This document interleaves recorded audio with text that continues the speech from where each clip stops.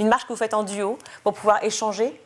Ouais, c'est ça en fait. Les Oubliés de la République m'ont contactée. Moi, je commençais à travailler sur les enjeux de la protection de l'enfance. Donc, Stéphanie l'a dit, il y a 3 thématiques, si j'ose dire, en tout cas 3 possibilités. Donc, j'ai proposé de rencontrer une personne issue de l'aide sociale à l'enfance. Donc, avec Stéphanie, on s'est vus une première fois.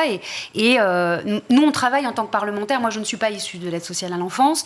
D'autres collègues le sont. Je ne suis pas un travailleur social.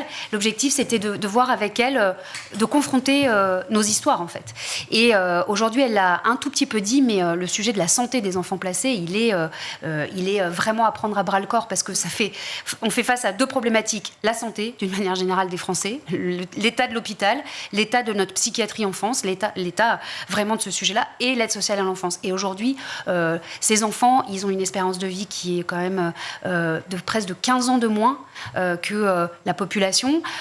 Il y a un suivi de la santé mentale qui n'est pas fait, il y a un suivi des familles qui n'est pas fait, et c'est vraiment un sujet sur lequel je veux travailler, et on en a longuement parlé lors de notre premier échange, et on apprend toutes les deux la défiance vis-à-vis du politique que Stéphanie peut ressentir, et puis moi, mieux connaître la réalité, et pas simplement des études que je lis fort volontiers, mais rien ne vaut le ressenti, même si ce n'est qu'un ressenti parmi d'autres. Parce que le principe, je le rappelle, donc c'est des responsables politiques finalement qui s'engagent à faire une marche, mais régulièrement, à effectuer régulièrement une marche, des promenades d'au moins 30 minutes avec la même personne oubliée, on l'appelle comme ça.